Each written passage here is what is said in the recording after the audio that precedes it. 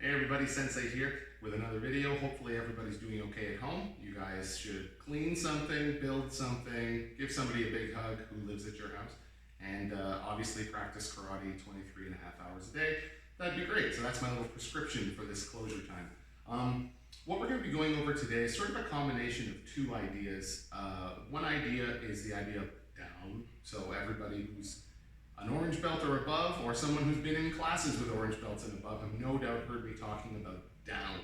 And this down idea has a lot to do with your center, your hips, which is obviously what we're always trying to get our power from. But down also has a lot to do with your feet and your balls of the feet and heels. Now, those two things are sort of connected. So that idea of down is that when you drop your weight, if the technique that you're doing is also pointed downwards, like if you were dropping an elbow, when you drop your body, you add a ton of power to it. But down also has another benefit, which is that the more grounded your weight is, the more technique, the more power can be thrown into whatever it is that you're hitting from the technique that you're doing, because you have better connection to the floor. You're not slipping and sliding, you're not going to be falling over and the energy goes to other places. It's going directly where you want it to go, which is way better, obviously much superior. Now, when we go through our basic count of how to perform any technique, you look in the correct direction, you put your feet into place, drop your weight, execute the technique, and then relax. The dropping the weight, one way I'd like you to think about it is that it means putting your heels down. So if I'm doing a technique this direction, let's say it's a Yakuzuki, for example. First thing is I look the direction I'm going and I orient my body that way. Number two is I take a step. For now, and this is going to make, hopefully bring not the problem, but the particulars of this and magnify them a little bit. When I step and I put my feet in the correct place, I don't let my heels touch the ground. I'm only going to be on the balls of the feet. So as I'm here and I'm working this direction, I'm going to step out. My feet are in the correct place to do seisandachi, but my heels are off the floor. I'm just onto the balls of my feet. As everything is oriented, for me to get my weight down, my hips are going to drop, my knee and my heel are going to expand away from each other, and I'm going to really plant my heels onto the ground. That was a nice little sound effect that we got there too. That down puts me in a place where I have really good control over my feet, my balance, and my interaction with the floor. Then I can throw out my punch, relax when I'm done. So that's going to be really helpful.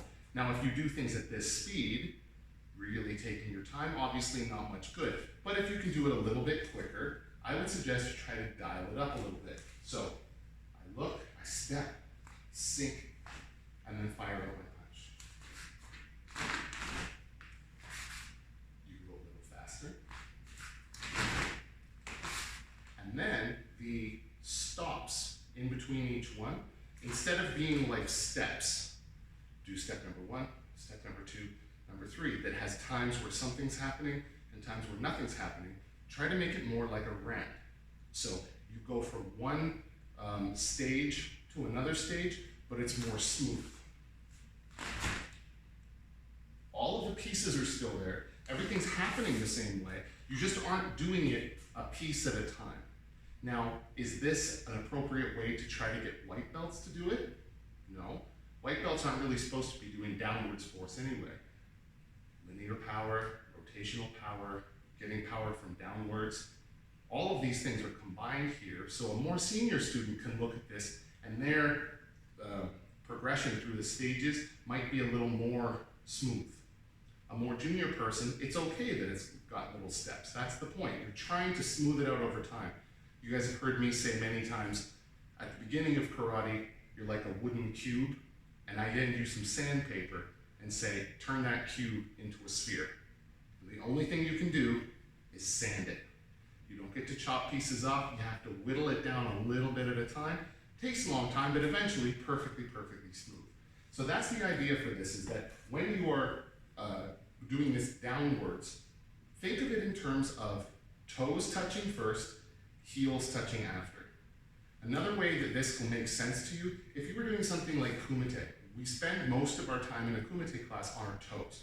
Because as we're standing here, we're bouncing around. We're always on the move. And the idea is your toes are where you want to be if you need to keep moving.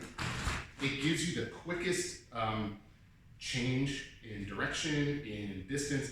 You can make the most changes the quickest if you're on your toes. But if you were doing all this bouncing around and then actually had to hit somebody or make some contact with a bag, say, the first thing you would always want to do to feel more balanced is put your heels down. So as you're moving around, you can do the same kind of thing in this sort of manner. As you're moving around, when you go to lurch forward doing a yakuzuki, be conscious of the fact that your heels are off the ground now, on the ground after. I may not, in this particular case, do both heels on the ground. I'd probably leave my back heel up. But this front leg is where I'm getting the majority of my stability from. So remember, toes and heels are a really big deal. You want that to be a nice, smooth progression, not just steps. Keep practicing. I'll see you guys soon.